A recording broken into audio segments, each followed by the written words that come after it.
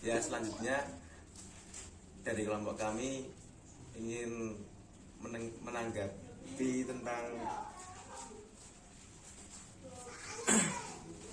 kedudukan ilmu dalam Al-Quran ayat di dalam surat Al-Imran ayat 18 dan Al-Mujadilah ayat 11. Menurut salah satu dari tokoh desa kami atau kiai kami, yaitu Pak Nasrullah. Oke, selanjutnya kami persilakan. Assalamualaikum warahmatullahi wabarakatuh.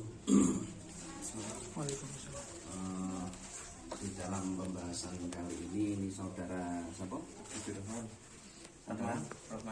Saudara Rohman ini menanyakan tentang kedudukan dzul ilmi di dalam surat Ali Imran ayat 18 dan surat Al-Mujadalah ayat 11. Ini kami coba menjelaskan melalui kitab Tafsir Shawi. Pertama, untuk menjelaskan tentang ayat itu, mau tidak mau kita harus tahu asbabun nuzulnya bagaimana. Pada surat Ali Imran ayat 18, Bismillahirrahmanirrahim, syahidallahu annahu la ilaha illa huwa wal malaikatu wa ulul ilmi qaiman bil qisti la ilaha illa huwal azizul hakim. Iki ora usah dimaknani gandul, ora usah. Di dalam surat itu sebenarnya asbabun nuzul menurut kitab Tafsir Shawi itu pertamanya ada dua rohib pendeta dari kalangan Nasrani dari daerah Syam. Itu datang kepada Rasulullah Muhammad SAW menanyakan tentang ketuhanan. Ketika Kanjeng Nabi bisa menjelaskan dan membuat puas dua rohib itu berjanji akan masuk Islam. Nah, kemudian turunlah ayat ini, syahidallahu annahu la ilaha illa huwal syahidallahu annahu la ilaha illa huwa wal malaikatu wa ulul ilmi qaiman bil qisti. Jadi napa jenenge, dua rohib itu minta penjelasan tentang agama yang dianut oleh Rasulullah Muhammad SAW.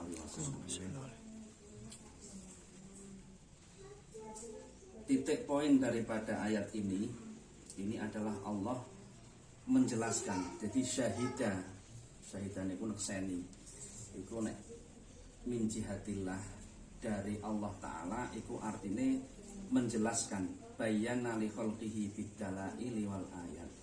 Allah menjelaskan tentang keberadaan zatnya kepada makhluk dengan dalil-dalil dan ayat-ayat.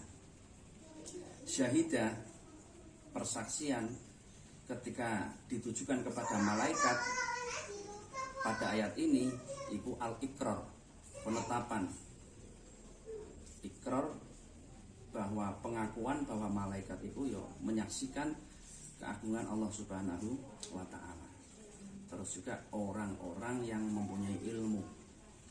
Dzul ilmi di sini artinya minal anbiya'i, dari para nabi, wal mu'minina, dan orang-orang yang beriman dengan i'tiqad dan pelafatan.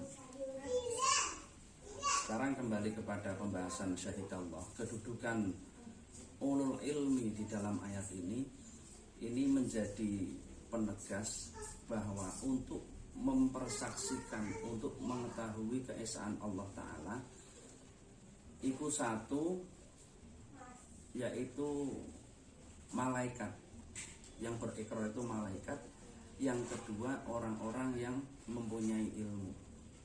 Kenapa orang ulul ilmi itu diposisikan setelah malaikat? Karena hanya orang-orang yang berilmu yang tahu tentang keberadaan Allah Subhanahu wa Ta'ala, dengan mempelajari ciptaan-ciptaannya, dengan melihat memakai dalil akli, dengan ayat-ayat yang sudah dijelaskan di dalam Al-Quran. Kemudian di dalam masalah keutamaan dul ilmi, orang-orang yang mempunyai ilmu. Sebelumnya kehebatan dari ayat ini. Jadi ayat ini ketika turun, itu turunnya nang Madinah. Jadi Rohib datang ke Rasulullah Madinah. Tapi ketika ayat ini turun, berhala-berhala yang ada di Mekah itu runtuh semua.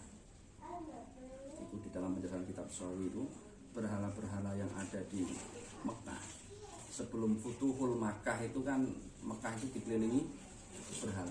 Jumlah sekitar 360 berhala. Itu ketika ayat ini turun itu rontok. Itu berarti napa jenenge menunjukkan keagungan dari ayat ini. Syahidallahu annahu la ilaha illa huwa wal malaikatu wa ulul ilmi qa'iman bil qisti. Terus hubungan dengan ayat napa jenenge di Al-Mujadalah.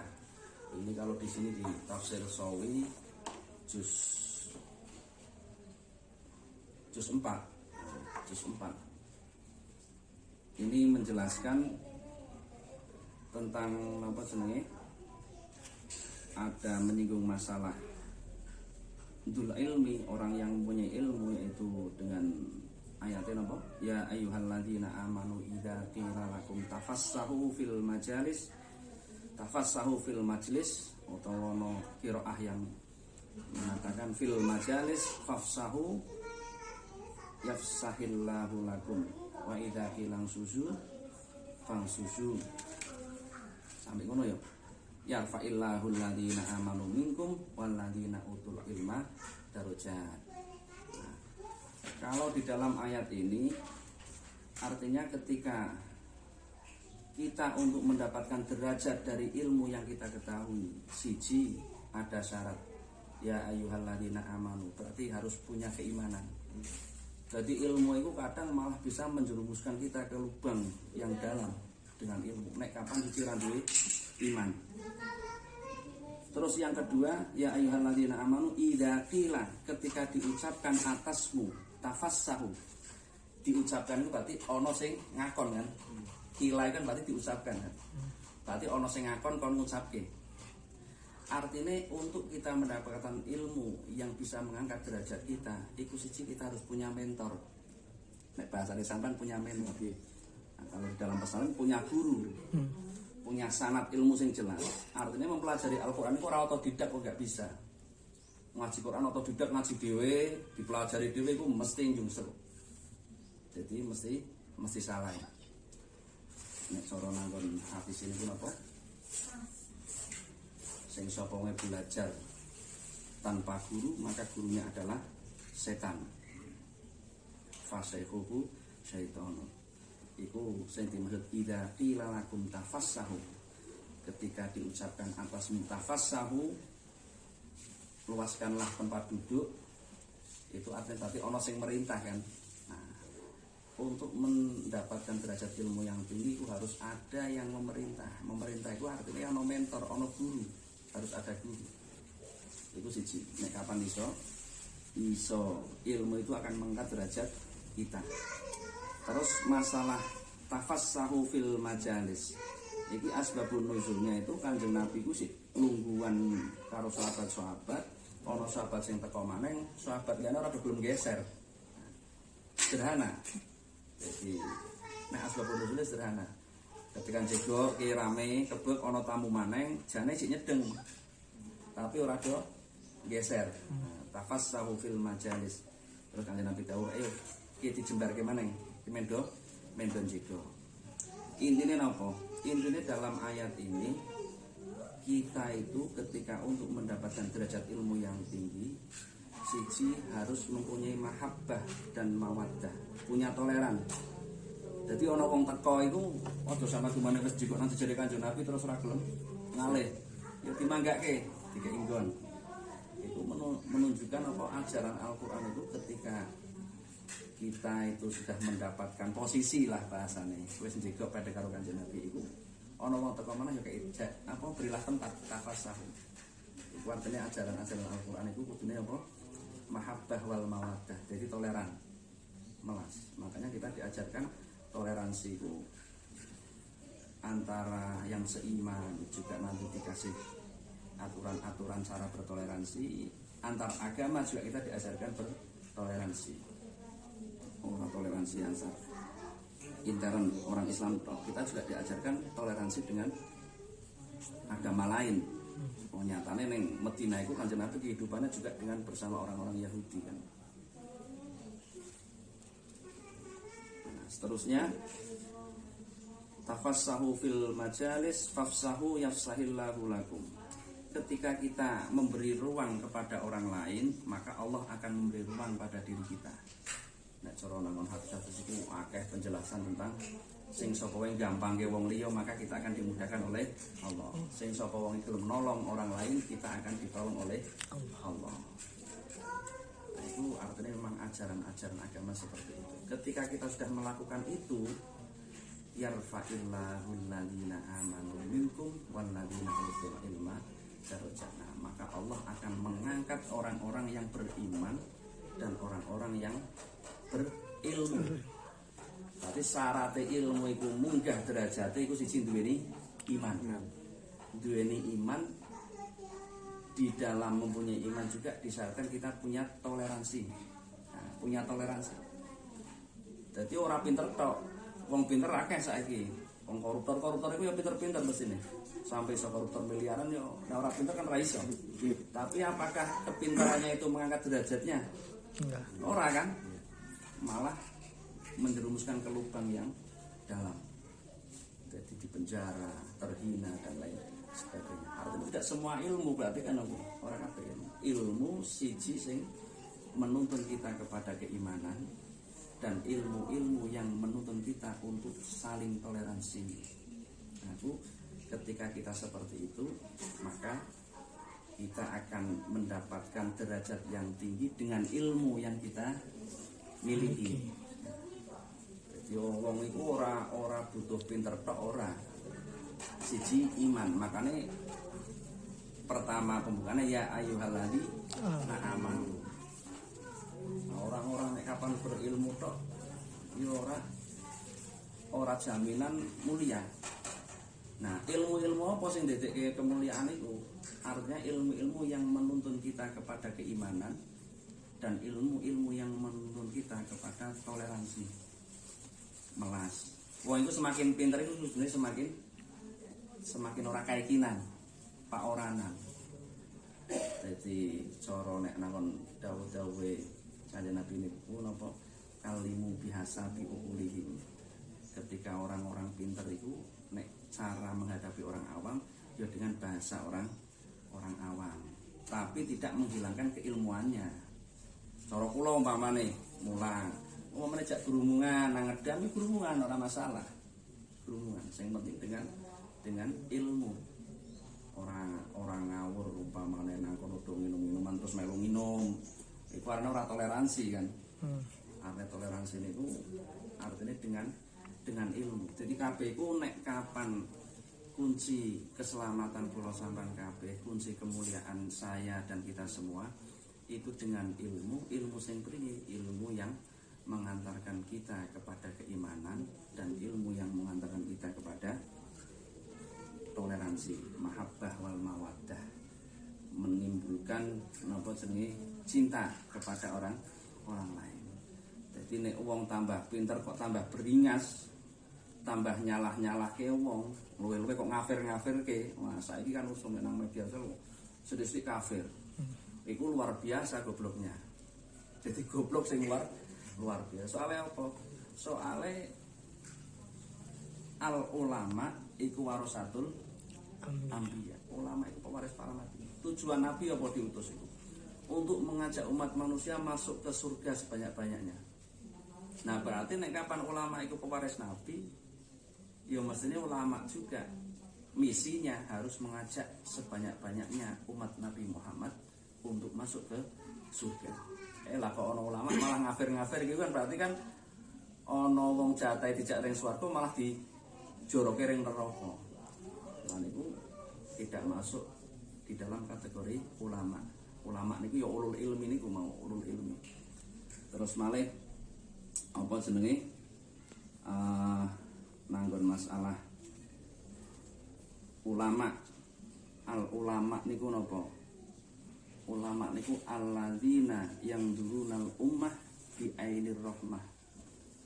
Seorang ulama itu apa definisinya? Yaitu orang-orang yang melihat umat dengan pandangan kasih sayang, melas. Berarti ciri ulul ilmi, wong sing duweni ilmu iku kudu duweni rasa welas asih kepada umat Rasulullah Muhammad sallallahu alaihi wasallam.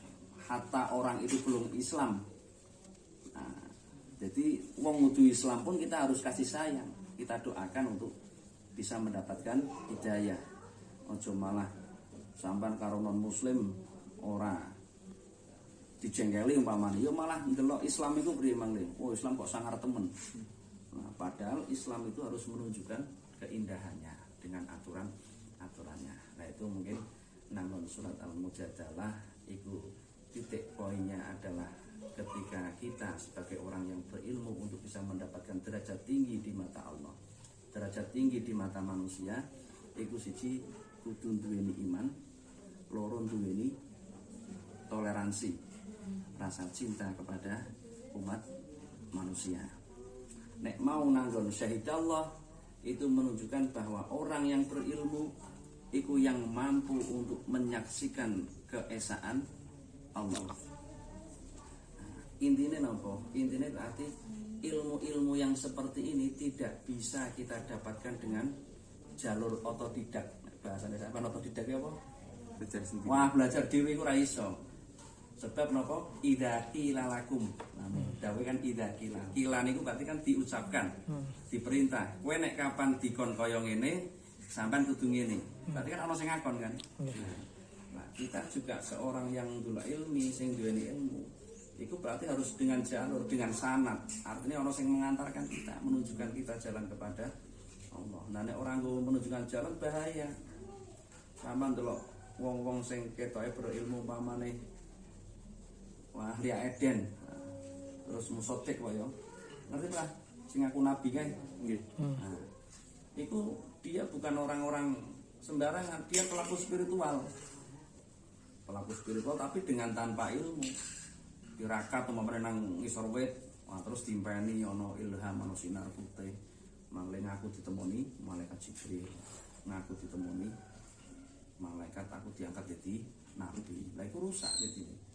Nah, berarti priyo ilmu itu harus memakai jalur ana sanate, maksudnya ana sanat. Dadi ana jalur yang kita temukan kados kula umpamane kula ngaji. Ngaji niku kula melalui guru kula inggih menika Mbah Abdul Aziz Mansur. Mbah Abdul Aziz Mansur niku gurunipun di antarane inggih menika Mbah sapa? Mbah Mahrus Ali, Mbah Marzuki sing dadi mertuane.